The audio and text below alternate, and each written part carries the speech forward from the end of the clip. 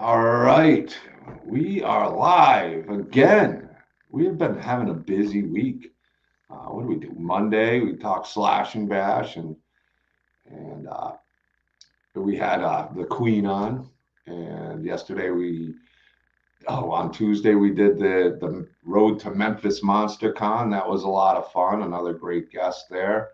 And tonight, we got a great guest, a filmmaker and his wife, who's also a producer on a lot of these films. Before I bring them up and before I do everything, I want to get some things ready. I have to share this out because StreamYard, I've talked to you guys about this, has been kind of wonky, but I want to make sure I get to share it out in the group so people know when we're live. So let me do that real quick and we will go from there. All right, go to groups. Let me share this out and I'll catch up with you guys in a second here. And of course, I got to go back. This is why I'm doing it now, so we don't have to interrupt the conversation.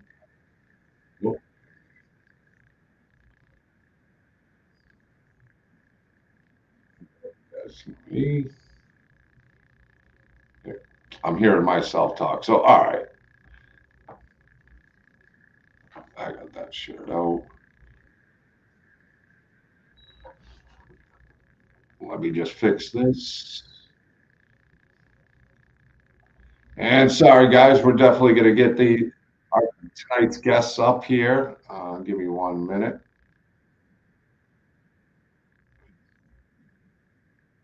Getting that echo. Hold on a sec. Oh, gotta love these new lives. I swear, we're either going to start just streaming on Facebook and alternate between that and YouTube because it's been kind of a crazy thing. So here we go.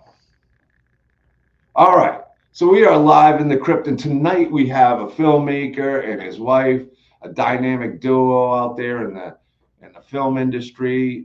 They reached out to me, and I was really excited to have them come out. And be like, yeah, let's do this. And please welcome Chuck and Karolina Morrongiello. I hope I said it right. Here we go. Hey. Thanks, John, for having us on the Krypt, man. Hey, man, I'm glad you reached out, and I always love having filmmakers on and talking about what they're working on, and when it's outside of the norm and it's really honest, creative stuff by guys like you and others out there who are coming up with something different that we're getting spoon-fed, a remake, a reboot, this or that, something fresh from talented writers, actors, SFX guys, the whole works of what I get to see, sound guys. I know you're a musician. We talked a little bit about that before the stream, so we can talk about that some more. But welcome, guys. Welcome. Thank you. Thanks for having us, John. All right, so there's so much we can talk about. So let's figure it out here. What got you? I mean, did you guys meet through making movies? Is that how you guys met? Was it a film thing, or was it a music thing, or how did you guys meet and get started in this venture? You answer that question. Actually, we met online back in 2015. Karolina's from Poland, and we kind of met. She's in Europe, and I'm over here in Florida, and we just kind of had a instant connection. And I asked Karolina to come and watch me play with Marty Ballin from the Jefferson Airplane, Jefferson Starship at the time. And she's like, I don't know you. You could be a rapist. So I said, well, then we'll just be online pals, you know. So we were doing a lot of Messenger, you know, live Messenger, and became friends. And it was going on from August of 2015 all the way up to December. And that's when I asked it. I said, look, we're having a private party with a rock star. You should come. We have it every year. It's an intimate setting here at my house. And she said, okay. You know, by that time, 6 months of being friends, I think she kind of figured out that I was that rock star card. That's what I'm talking about.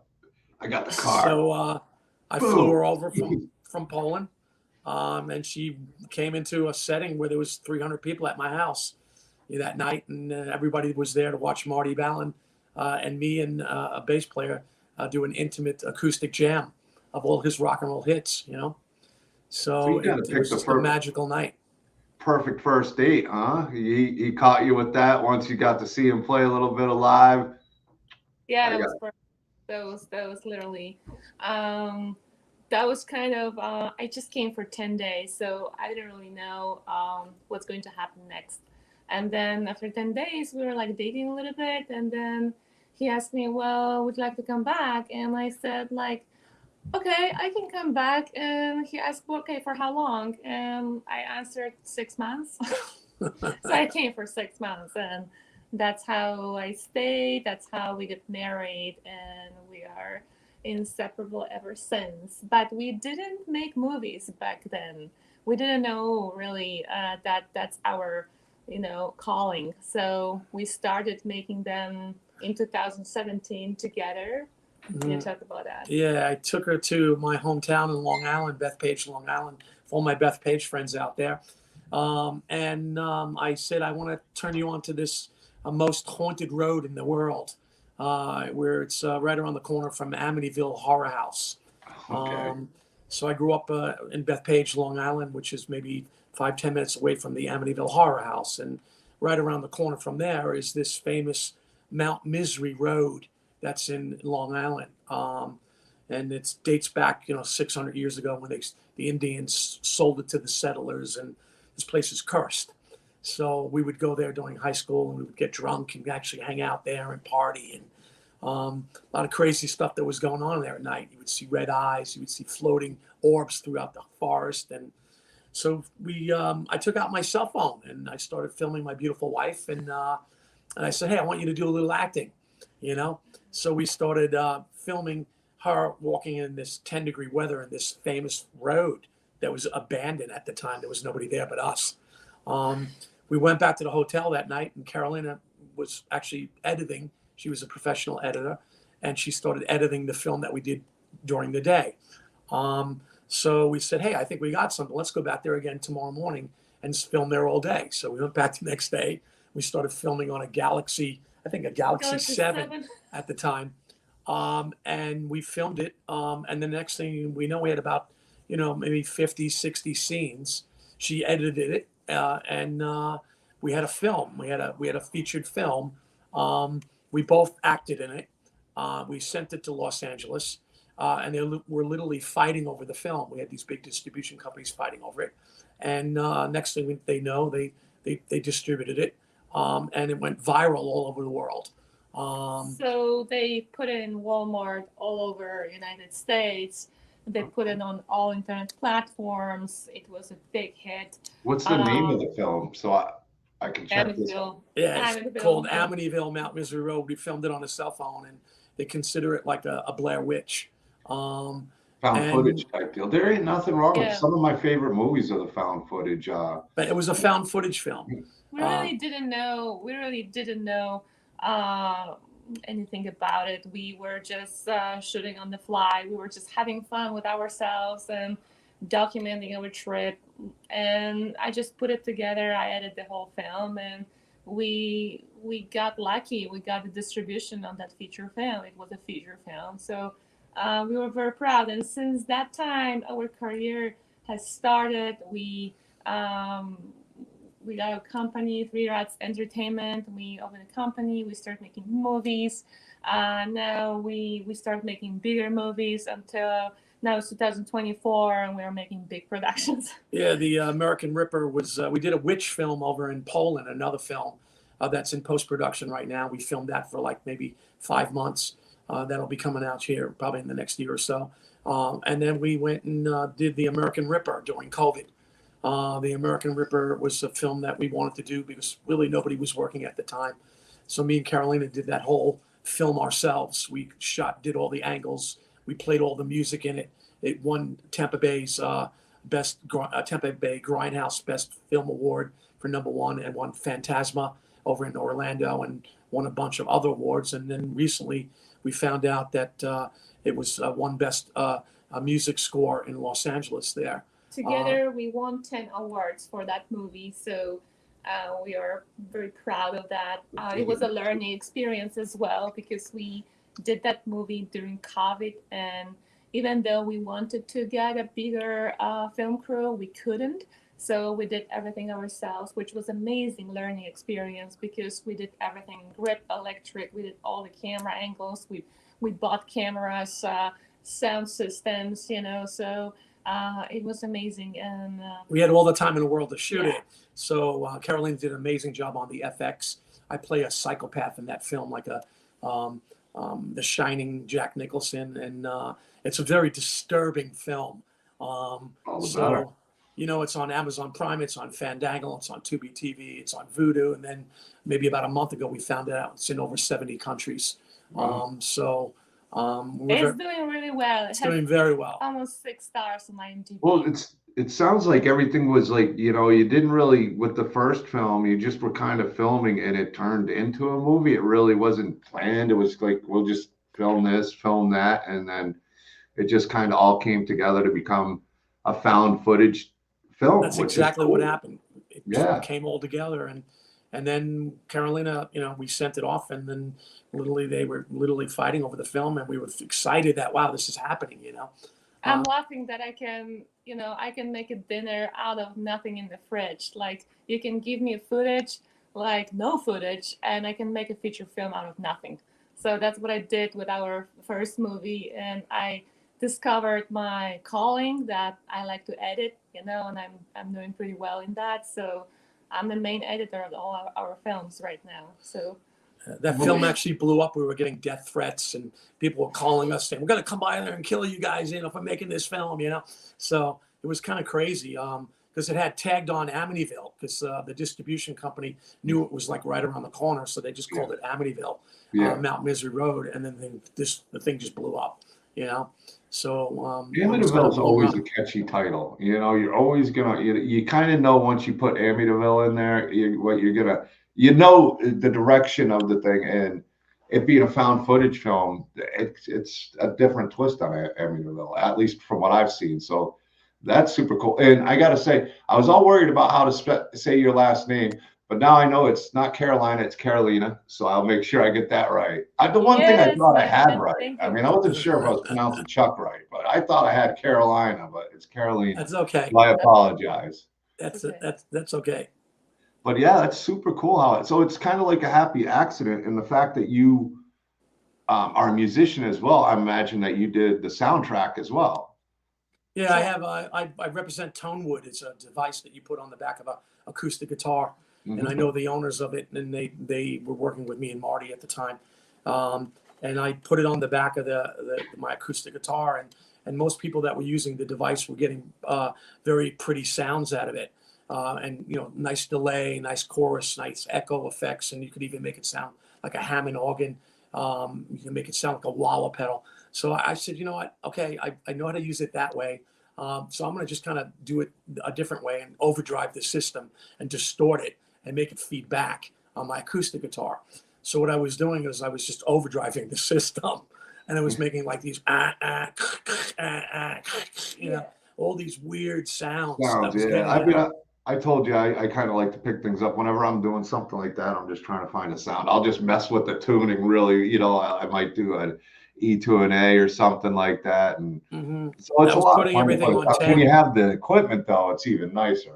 Yeah, so I was getting just out of this because what it does, it actually blows the effects through the sound hole of the acoustic guitar. It doesn't come through an amplifier. So you actually play on the acoustic, and it makes your acoustic sound like it has delay or chorus. Very cool. It's a very fascinating.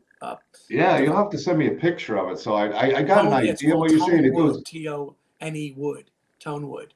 I'll check it out, because that might be something I'd be interested in buying. What's the price tag on something like that? Yeah, you can.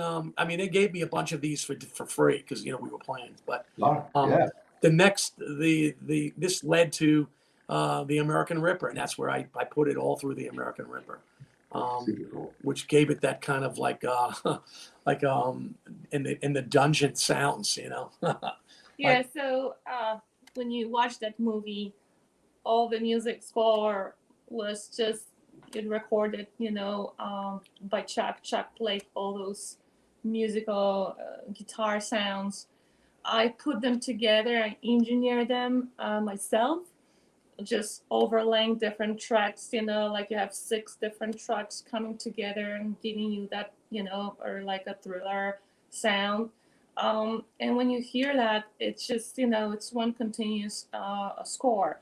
So we won the best score. And I'm really proud of that. So it's actually a musical experience. If you watch The American Ripper, it's also kind of a musical experience because of those guitar sounds I've never heard before.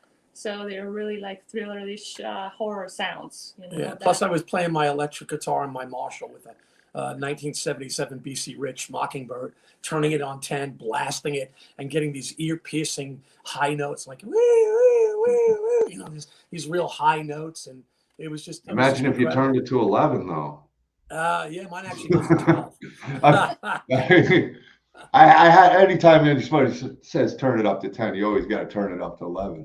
But yeah, that's cool. It sounds like you and your wife, the great thing about what you guys are doing is, what your strengths are and what her strengths are really blend well into the filmmaking. And like we had Jen Nangle on, Queen. I'll always butcher the last name, never mind. But Jen Nangle, who's the Queen. I call her the Queen.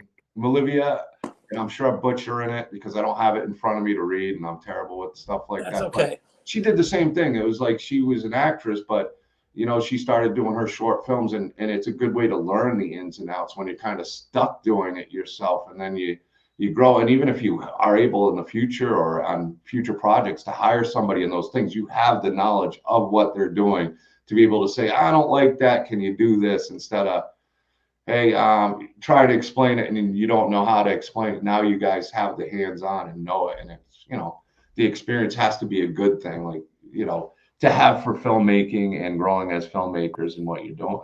I think you have to go through all the departments before you call yourself a filmmaker.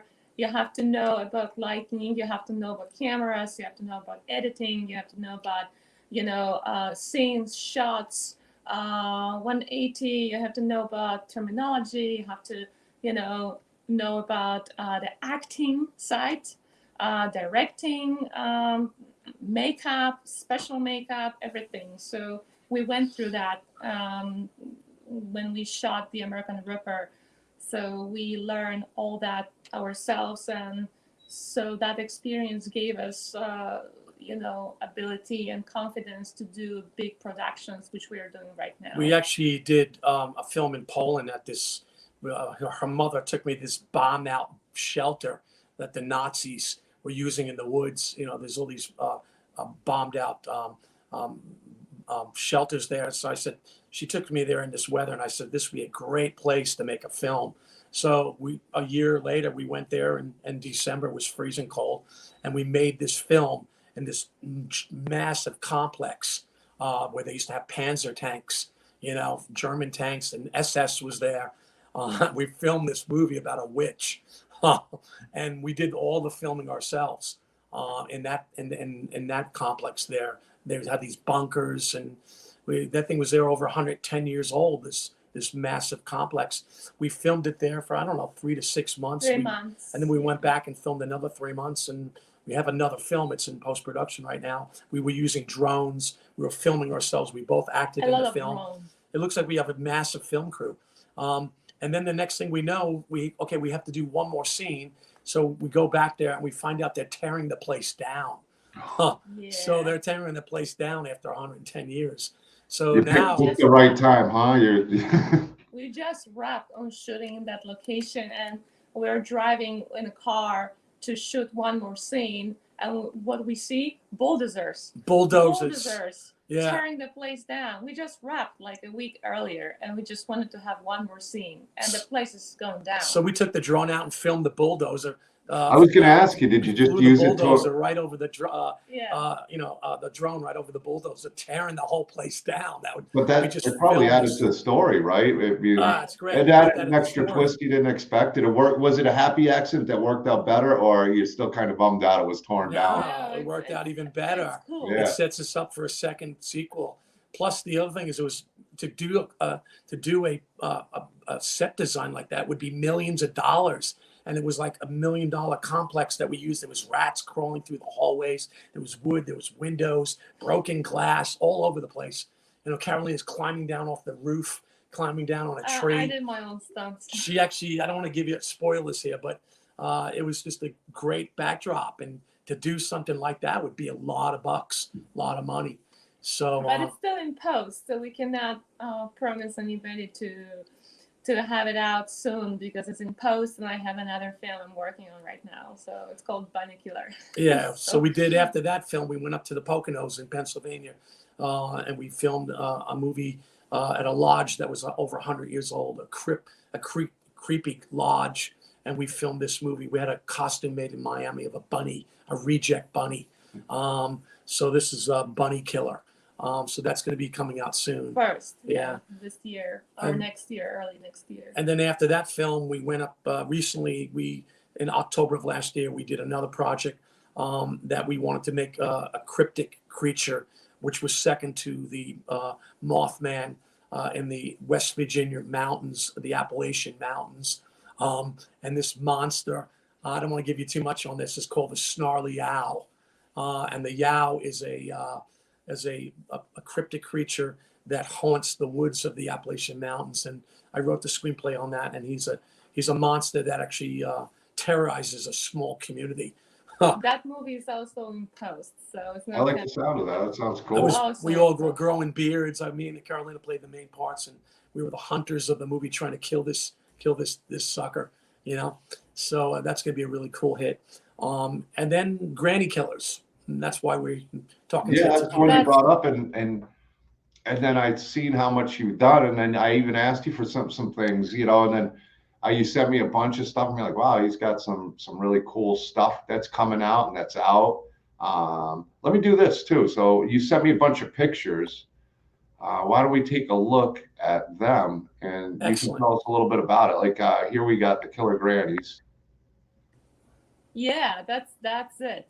That's the temporary poster.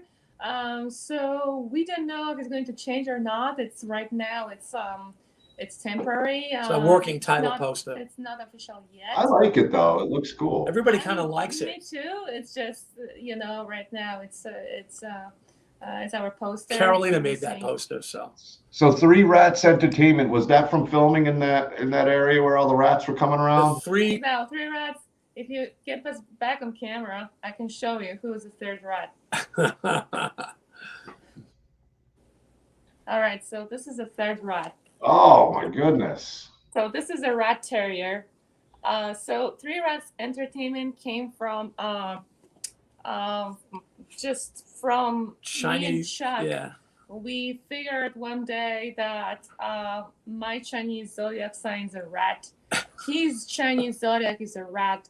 And we are thinking, we have something in common. So we are two rats, and we have a little dog. It's a rat terrier. Let's call ourselves Three Rats Entertainment. We were at a Chinese restaurant eating Chinese food. Right. So on the paper plates, they have the zodiac. Yeah. Oh, yeah. Oh, I used to go through. I was a dragon, so I was always pretty happy with that. I was a pretty cool symbol. Ourselves, so we just call ourselves Three Rats. And three is always a good number. So, right. We said, hey, let's just call it Three Rats Entertainment. So was the third rat? Was he able to protect you from all those rats that you were working with, though? The third rat never traveled to Poland. The third rat is. The third rat is a Jack Russell Terrier. It's a Jack Russell Terrier.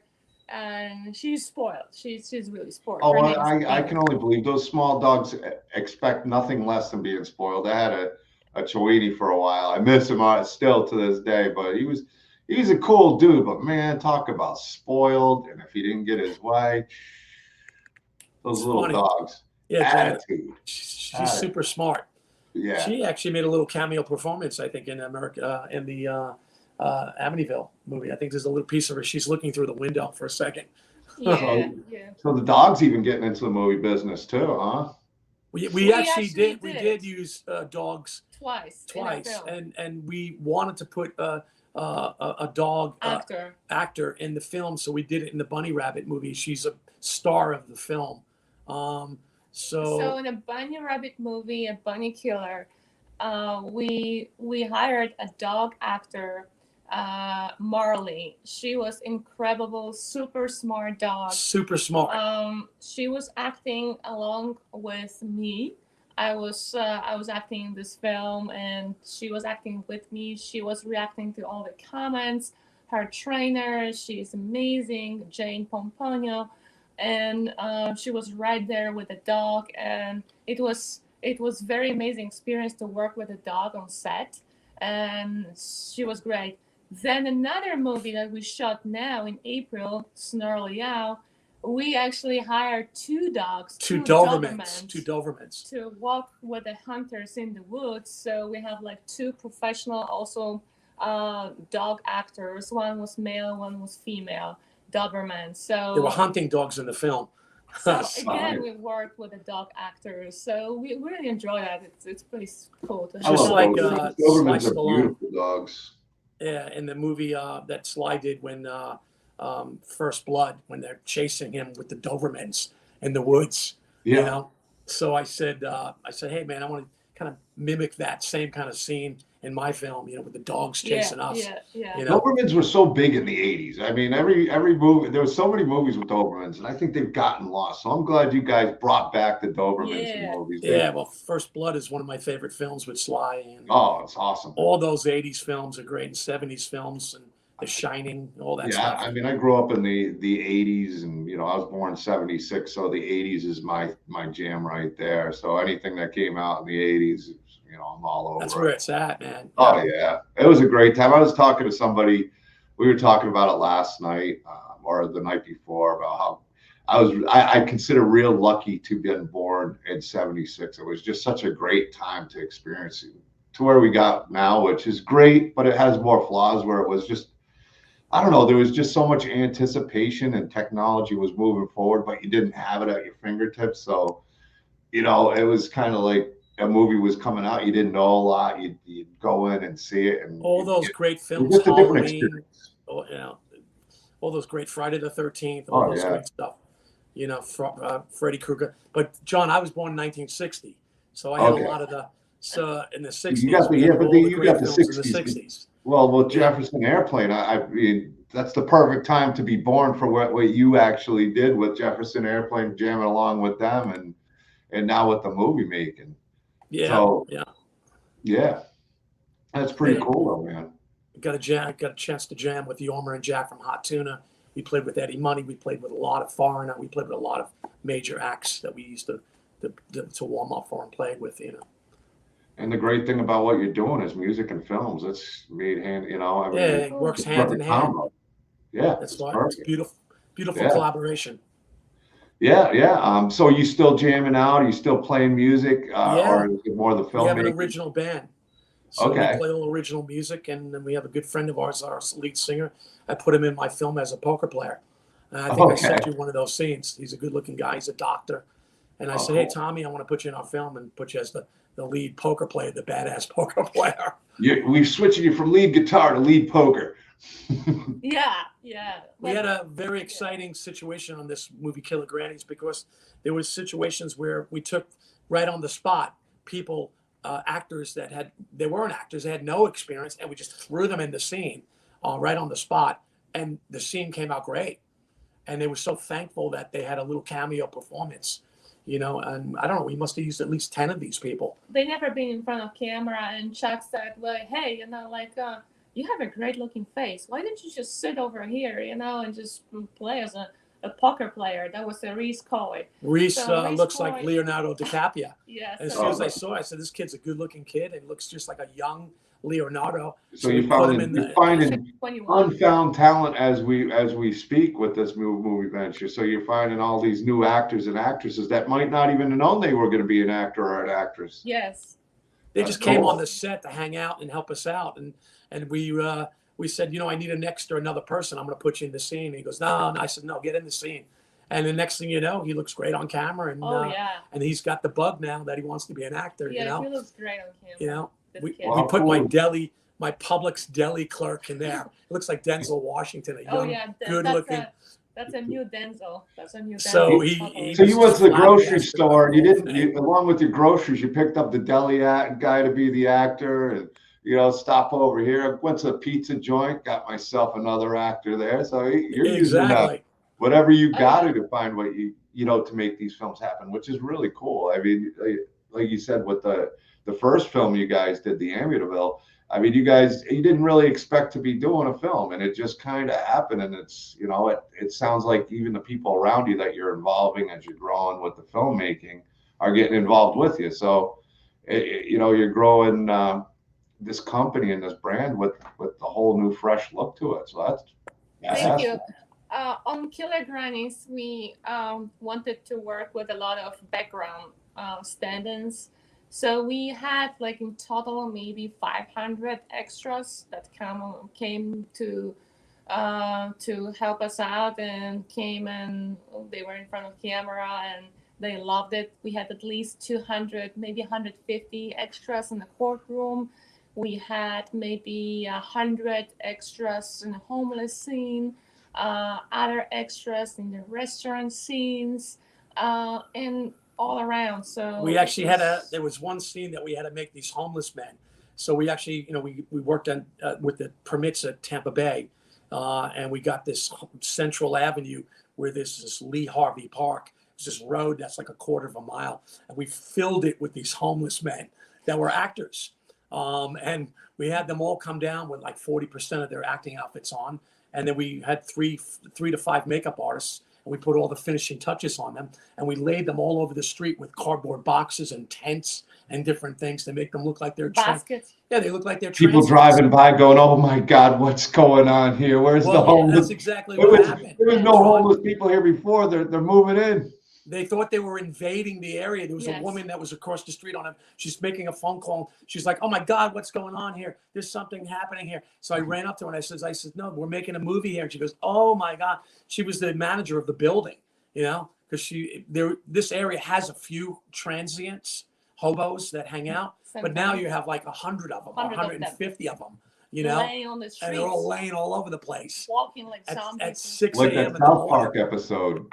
So it was funny, people were driving by. They thought like we need help, that we are this recovery. They were coming from recovery mission. They came from these missionaries, and they were Missionary. bringing opioid medicine to take care of these. Narco. You should have been like, "Hey, well, sorry, the psychiatric hospital just closed down, so we needed to put them somewhere until we can figure out what to do with them." They're So actors. we apologize. They were all actors that Our were there. main actor, Lock your doors, though. Lock the doors. Yeah, I'm saying Yeah. mess with the lady, mess with the people around who thought it was really like homeless people and that they were invading their streets. One of our main actors, Chase DeMoss, who was playing Tom Watson, he received a Narcan, 2 bottles of Narcans and a bag of condoms from the woman that just drove by, because she didn't know he's an actor or what. And he looked so authentic that she thought that he needs help. So he was, he was pranking the woman. Like, yeah, I need help. So he was actually, people were pranking the bystanders, and it was just so They funny. thought these people were live, actually living transients. Well, that it means you brings me pulled back to off the another look story. well. Carolina you had actually the set looking right. You had the visuals there. So if people believe it in person, they're going to believe it on screen for sure. That's definitely right. Yeah. We were in the Poconos, and Carolina was playing this part that she put blood all over her face. She had her shirt all ripped up, and she was running through the woods with no shoe on. And she ran out to the middle of the street where we're shooting. And as she's finished with that scene, she's coming around the corner, and this old woman's like, "Oh my God!" She thought she got into a massive car accident. Yeah. And she goes, "Is that girl okay? Is that girl okay?" I'm like, "We're making a movie," and she's like, "Are you sure she's not a?" So that was a different movie. That was back in Poconos. That was a bunny killer movie that I'm editing right now. And in that movie, I put all the makeup. It was all blood all over my body. So people thought that I had a car accident, and a woman almost got a heart attack because she stopped by and she didn't know that if I'm okay or not. And it's gruesome sometimes when you're seeing blood like that, So yeah, well, you don't expect it either, and yeah, I mean, I can understand. It's kind of like probably people gasping, especially if they live around there, and then this is going on, and they have no idea what's going on, and yeah. And you're talking about a dead town. I literally put this town on the map. We did it twice already in the Poconos in West Virginia. Nothing's really going on in these small towns. Well, that's what I was going to ask you. Because you filmed all over, it seems like, even all different countries and everything. Yeah. We film everywhere, but We filmed. We want to specifically pick a town that's dead to put it on the map, so it has that creepy, Before. Do creepy you just feel. go and scout locations, or do Yeah. so Yeah, you we scout them scout. first, or do you Yeah. hear about them, or is it like sometimes a happy accident, like No, the we did one it you all through said? Tampa, Florida. We actually, me and my wife have been up there, but we actually kind of knew where we wanted to make that film in the Poconos, and then we did it over at the Military National Park of Harpers Ferry, where they make the Enfield guns in Harpers Ferry in Maryland there, and we had to get a permit to shoot in the creepy town of Harpers Ferry. So we shot in Lake Ariel, we shot in Harper's Ferry, and now we shot in Tampa, or another film. So you're talking about 3 different movies. Plus, we So- shot in the dead woods of Poland in Nazi bunkers. That's another movie. Yeah, that would, well, Oh, that's cool as hell. I mean, have you had any issues filming? I mean, other than like people getting scared, like where it's like I'd love to film here, and it was just a real headache. Actually, we didn't have any issues. No. Everybody's been open arms for us, Yeah. and they're letting us use their delicatessens. They're letting us use warehouses. They're letting us use their funeral parlors, their grocery Century stores. 21. Century 21. We shot office scenes. We shot A at florist shop. here, and we wanted to shoot our film in our hometown here in Tampa Bay Yeah. because it's a bigger city. So Yeah. we wanted to make the film here. So we had a lot of spillover from Orlando and the Panhandle and all throughout Florida. Everybody in Florida knew about the film. And it started blowing up. It literally started gelling and blowing up, Yeah, the Florida movie scene's been really growing. A lot of people are going out there, and Georgia's been pretty good for filming, but Florida's really been a lot of good filmmakers out there. I got a lot of friends that are filmmakers out there as well that are doing really well in the scene. I know Tampa's a hot spot, man, We for had film. great actors, and we had great film crew, as well as just friends that were helping us, and that was amazing. A couple of people that we met and helped us on Snarly Out in April came along to this movie, to do this movie as well, Killer Grannies. They came all the way from West Virginia. We There had people was coming Lisa, from Alabama, Lisa, Lindsay, Manel, Joan. Lindsay Hemstead, John Klein. Those were the people that, maybe not Lindsay, but Lisa and John were with us on Snarly Owl, and they came again to shoot the movie. John Klein, she's amazing makeup artist. Lisa, amazing photographer on set. So they were people who were helping us, still want to come over and do another project with us, which we were grateful for.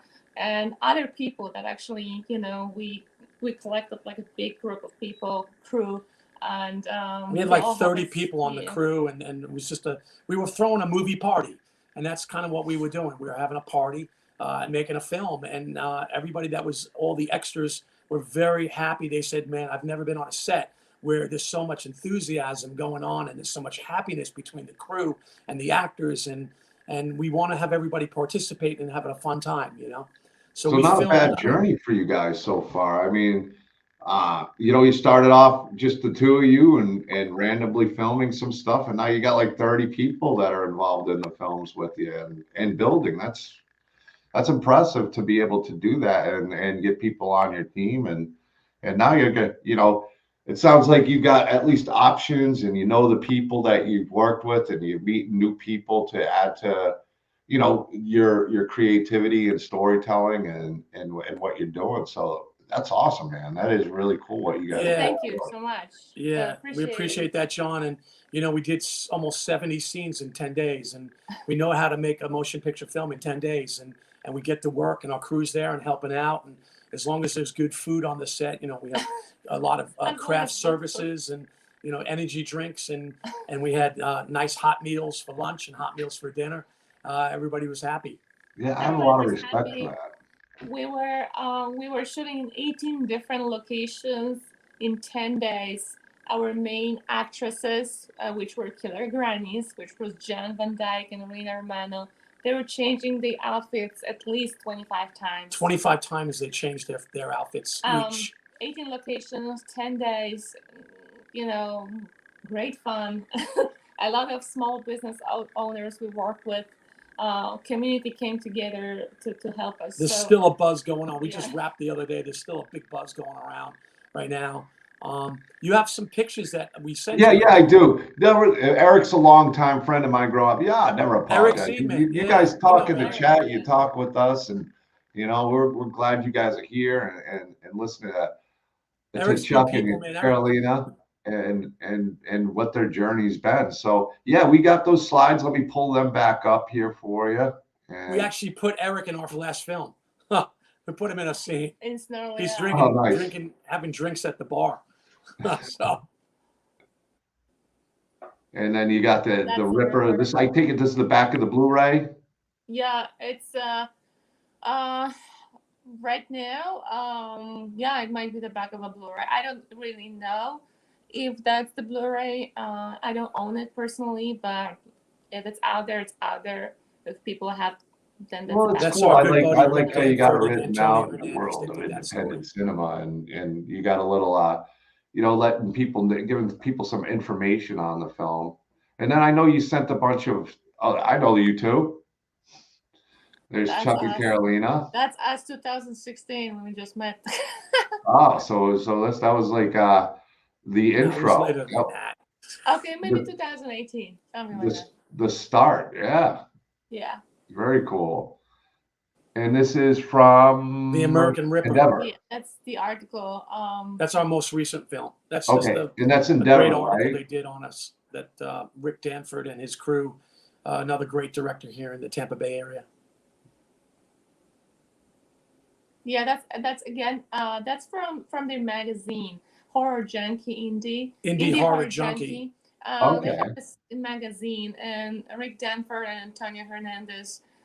They are, they put an article about us in that magazine. So that's like a. I like those stills that are shot. That's pretty cool. Yeah. Pulling something. Yeah, That's- looks that like movie's it's- disturbing, man. It's a very disturbing film. Yeah, We look, put everything in it. the back of it definitely. I mean, those pictures definitely give it a disturbing look. Did I miss Oh, one? yeah. So there's Oh, our Granny cool. Killers. That's Jan Van Jan. Dyke. She's playing Kate Roberts in the film and Granny Killers. That's a shot from the courthouse.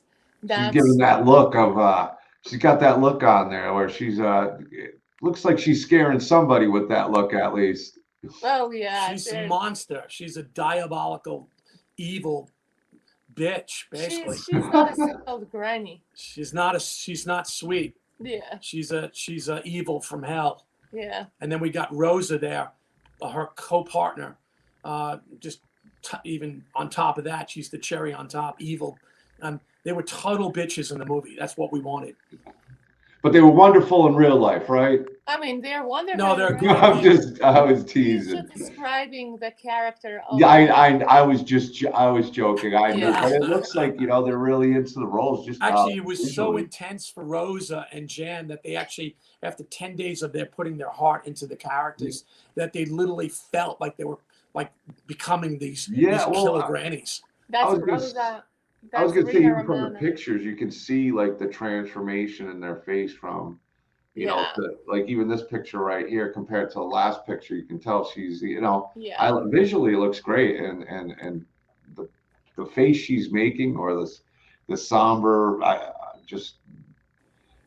She was amazing. I'm gonna run through a brick wall, or I'm gonna tear you apart. Oh yeah, she was ready to tear you apart. We don't want to give you too many spoilers, but That was shot in the courthouse again, in the jail cell of the courthouse on the 6th floor. So that was pretty amazing. it was so intense that the chief judge of the largest courtroom in Florida came and hung out in the courtroom to watch the sentencing. He hang out. That's We cool. became friends with him, Chief Chris Sabella, man, and he's like, "Don't call me Judge, don't call me Your Honor, just call me Chris." Very cool. He very was cool a very man. cool guy, and he just loved what we were doing. That's was great, though. actually That's awesome. You guys are watching. getting the support. Because Mhm. that goes a long way right there. Is just having the support is so key. Because without it, it's just not there. And it sounds like your community is really standing behind you. Mhm. And these are some great shots in the courtroom. This is just a side angle of Rosa, and actually a good friend of mine. He's a trial attorney and a well-known trial attorney. He's on the right there. I actually put him in the film. I Yeah, asked so And his daughter. he knew his role. Yeah, they're both attorneys, trial attorneys. They look like attorneys. Oh You yeah. could tell. They got that presence. That was the defense Yeah, team. yeah. That Yeah. was the defense team. Hmm. Oh, what happened there? Uh, That, okay. we went through that one already. Sorry about that. Yeah, yeah, Here we yeah. go. Oh, there you go. All right. So this is a Chase, the Moss. So He's our lead actor for he's one of the bums. he's a lead. We can't tell you He's too much about it as a spoiler, but amazing he's actor. just an amazing actor. He came all the way from Texas. I couldn't Kind of got a find. Jack Quaid kind of look to him. He's got a He actually looks little like Jack Quaid to him. Russell Crowe. And Mel Yeah, a little Gibson. Mel Russell Gibson a little bit. Crowe slash with Jack Quaid. I see Yeah. it. Right, right. He looks like someone. Everybody sees somebody in this guy, like Mel Gibson, Russell Crowe. Like depends on the camera angle. We literally had hundreds of people trying to take that part. We couldn't find anybody in Florida. We even tried all over, North Carolina, South Carolina. So then we started venturing out to like Alabama, Texas, and Louisiana area. And when I saw Chase and he gave me his screen test, I said, this is my guy. And then we had a great time with him. He's just a great actor. Yeah, very cool. Oh yeah, this is Microphone. a crime scene. Yeah, that's a crime. This was a crime scene at night. We had a blast shooting that scene. This scene is probably maybe less than 30 seconds in the film. We were there for 6 hours shooting that scene. Yeah. This will be an easy scene. It's only going to be about 30 seconds and 6 hours later, right? Yeah. We had behind the sidelines. There's probably another 50 people in front of Karolina watching that.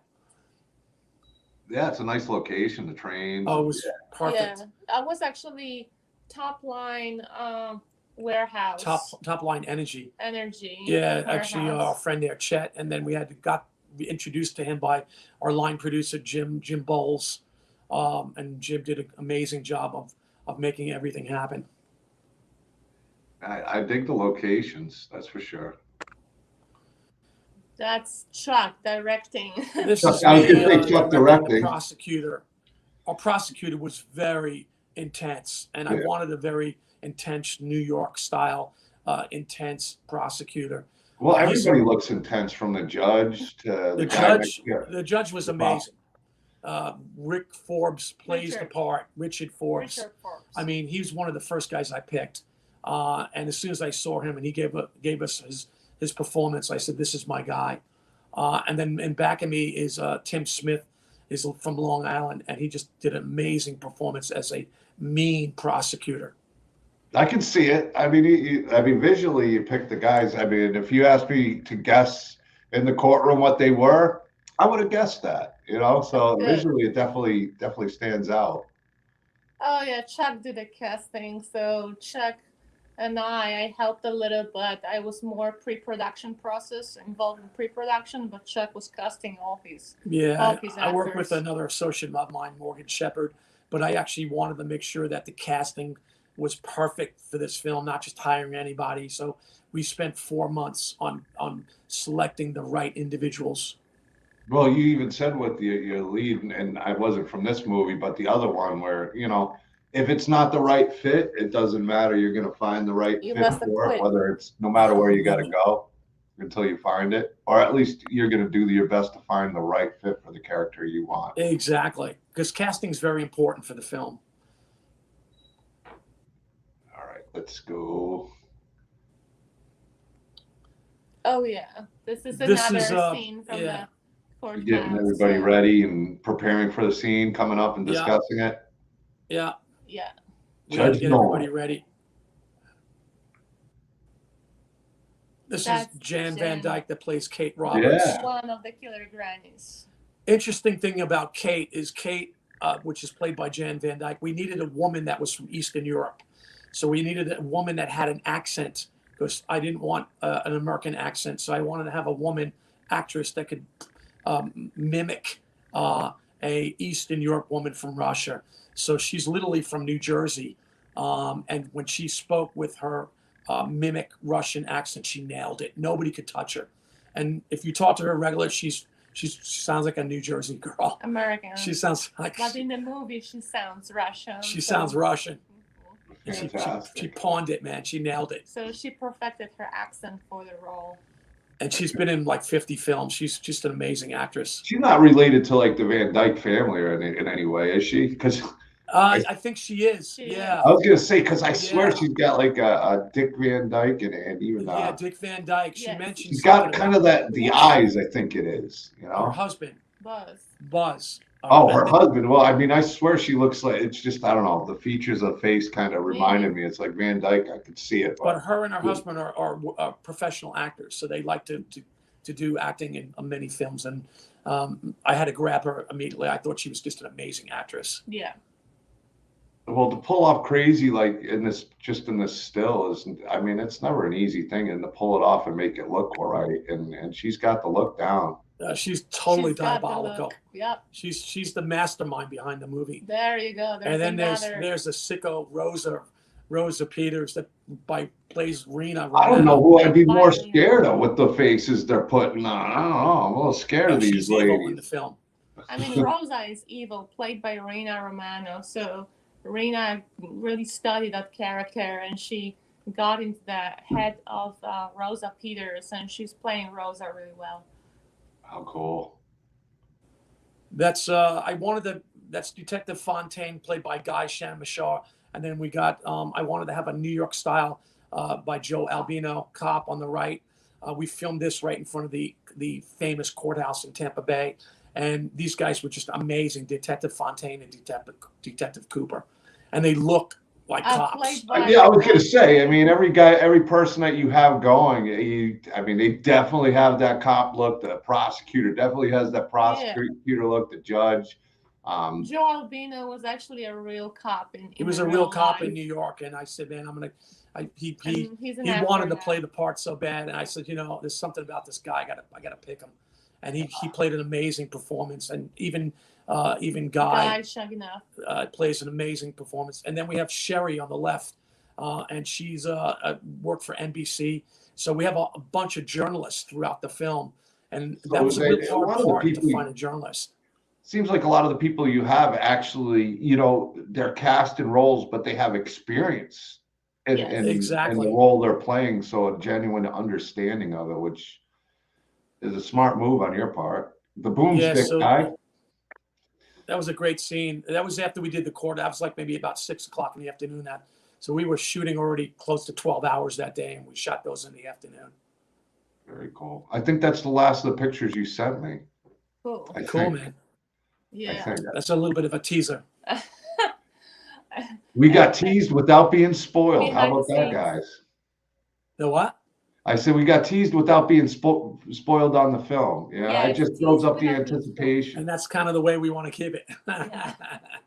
Yeah, I agree, Eric. It looks legit. It looks good. I mean, the casting's spot on, the visuals and the stills that I've seen. So I'm excited to check out some of your guys' films. I really am. Thank you. Thank you. Yeah, they seem great. I mean, Killer Grannies, I wasn't sure, but with the stills that I've seen with it, it sounds really cool. It sounds, with the judicial system being in court and a lot surrounding that, there's a lot of intrigue in that, especially for people who are fans of, these kind of cases. I'm guessing it's in the court, so there's a deep, disturbing case. I don't want to guess the film, but I'm sure we're going to learn a lot more about the people involved in the case and what happened. And yeah, Killer Grannies are basically a film about two elderly women who are, instead of being nice, warm and sweet grandmas, they're killers, and they're just preying on homeless men for financial gain. So that's what I can tell you as a synopsis, and it's pretty cool. It's inspired by true events. So that story happened and happens all over the world, and we know, and we watch a lot of ID, right. So we're influenced by deadly women and deadly men that try to prey, especially if it has to do with any financial gain. So we thought that it would be a good story. Actually, it's based on, inspired by many true stories that I put the screenplay together in my head. A good friend of us, Otis Dreggs, played an amazing part. Otis was great. We had Tom Watson, Chase DeMorse, and then we had Slake.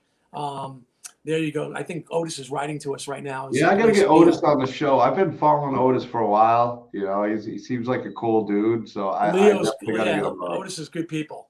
So Otis played Leo Sanders in the film, and Leo Sanders is another character. Is another bum homeless man who's he's just an innocent guy on the street. Target of Killer Grannies. They targeted him. We don't want to say too much. We don't want to say too much, but what's going on? Think about it as a praying ground, like they're. Spoiler alert: Leo Sanders is played by Otis B. Dreads. You heard it first.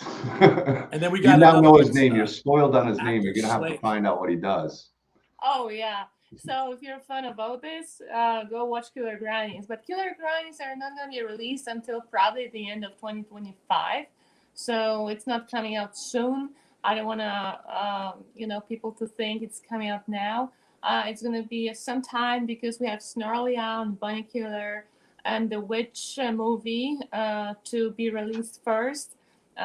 Maybe we're going to release Killer Grannies before the Witch, but we're going to just think next year how we're going to do that. But everything is coming out next year or, the end of next year. Is there some things, you said there's a few films on Amazon Prime. You had some films in Walmart.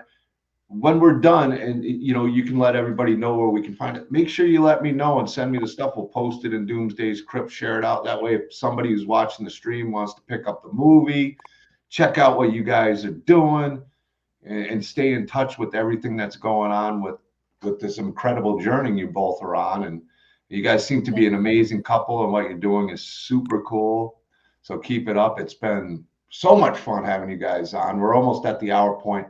I'm going to give you guys the last 3.5 minutes to talk about anything, like where they can find the films, and we will post in Doomsday's Krypt. So the floor is yours. Yeah, so thank you so much, first of all, for having us on the show. We really enjoyed talking to you, and we like to spread love around and talk about movies as it's our, hobby, and we love it, and we love entertain.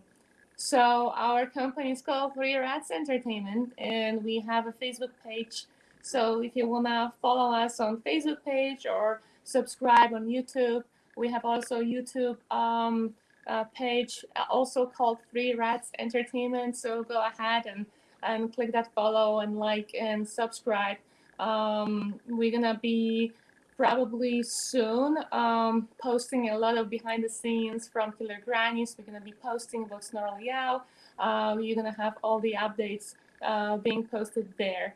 Also, we have a separate page, Killer Grannies, if you love the movie and if you wanna hear more about the specific type of movie, which is Killer Grannies. We have a separate Facebook page, Killer Grannies, for that.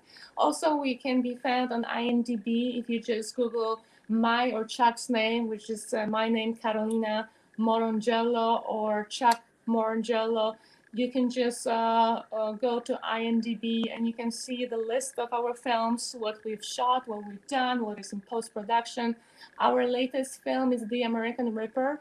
And The American Ripper right now is available on Tubi for free to watch, and Amazon Prime and Vudu and Fandango. So you can watch on all these platforms. Soon it's going to be available on more platforms. Right now, Tubi TV is the most popular platform to watch. What else? We also have Amityville Montmaison Road. This is our first film that we shot on the cell phone. So don't be judgmental. This is our, that was our first film. We are very happy about this film, but we're at a different platform. This is we're in a different production level right now. So don't get us wrong. So The American Ripper, go ahead and watch it. It's a very cool movie. The music score we won the music score, the best music score in LA. So it's a great musical experience. It's just a great psychological thriller. It's just, it gets into your head. So it's kind of gruesome and bloody. If you like horror, if you like slasher, go ahead and watch The American Ripper. And I just want to thank you, John, for having us on your show. I appreciate you corresponding with me, and we like that you are good friends with Eric, and Eric's good people. And and I thank you for having us on your show. And we'll also want to thank all of our actors that did an amazing job. Everybody that we mentioned tonight, if we didn't mention your name, we love you, and we want to make sure that you guys know that our hearts are there with you guys, to help us make this epic film. And we also want to thank our cinematographer, Adam Bosner, and his group that came all the way from Missouri, which is he's worked with us on our other last film, The Starly Owl, and he's family to us. Foster Castle, Adam Foster, great director of photography, great cinematographer. If you want to make a professional movie, contact him. He's also on our IMDb to be found. So you can Good find people. Foster Castle. So we appreciate you having us on the show, and we like to spread the love. We're going to be making more films. We're already in planning another film that's going to happen in Long Island. Yes, So. New York. Well, ladies and gentlemen, Chuck and Karolina Morrongiello, check them out. Three Rats Production. We're going to share the links out in Doomsday's Krypt. I thank you guys. I thank the chat. Everybody here supporting all the time. Love you guys. We're going to get you guys on when Killer Grannies comes out, because I want to talk about that.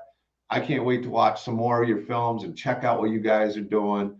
And yeah, peace out, guys. I don't know when the next show is. I know Tuesday we're hitting the road to Memphis MonsterCon again with Jamie Wright. And we got a really cool vendor coming on once again. So I'll be making that room. So keep your eyes open for that. And until next time, take care, guys. Thank you. Thanks, John. Thanks, John. Thank Seeing you, man. Love you. Thank you, Peace buddy. out. Thank you, bro. See you. Bye-bye.